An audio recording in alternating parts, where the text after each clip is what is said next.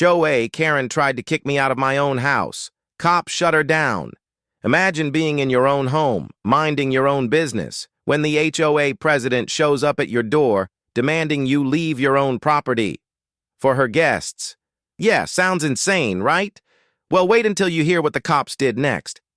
Before we dive in, make sure to like, subscribe, and hit that notification bell because what you're about to hear is pure HOA madness.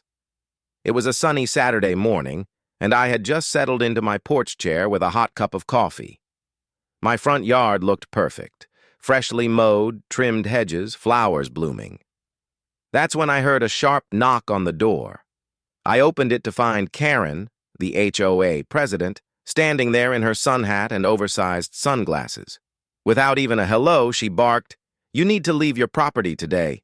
I have guests coming over and they need parking." I laughed at first, thinking she was joking, but she wasn't. She actually wanted me to vacate my own driveway and yard so her friends could use it as overflow parking. When I told her no, she crossed her arms and gave me that look. As HOA president, I have authority over how this neighborhood functions. Your property falls under community regulation, and if I say my guests need it, you have to comply. I was stunned. This woman was actually serious. I told her calmly, "This is private property. My deed says so. You can't just take it for your guests." Her voice went up a notch. "If you don't leave, I'll call the cops for trespassing."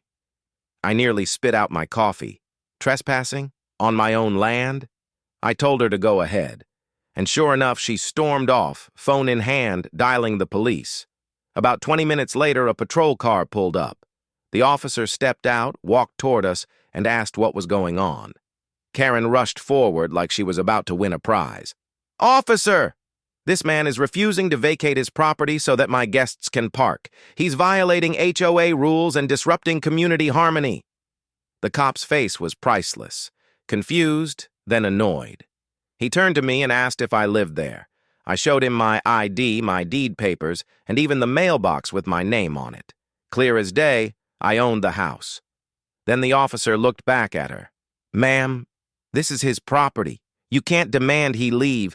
You're the one trespassing and causing a disturbance." Her jaw dropped. She stammered, "But I'm the HOA president." The cop shook his head. "That doesn't put you above the law. If you don't leave this man's property immediately, I'll have to escort you out." Karen's face turned bright red. She tried to argue, but the cop stood firm. Finally, he gestured toward the sidewalk and said, "Off the property." Now, she huffed, puffed, and muttered something about ungrateful neighbors, but she had no choice. She was literally kicked off my property by a cop. As she walked away, I couldn't help but sip my coffee with a smile. The cop even chuckled and said, "Never seen anything like that before? Don't let her push you around." From that day forward, Karen avoided me completely. She never tried to boss me around again.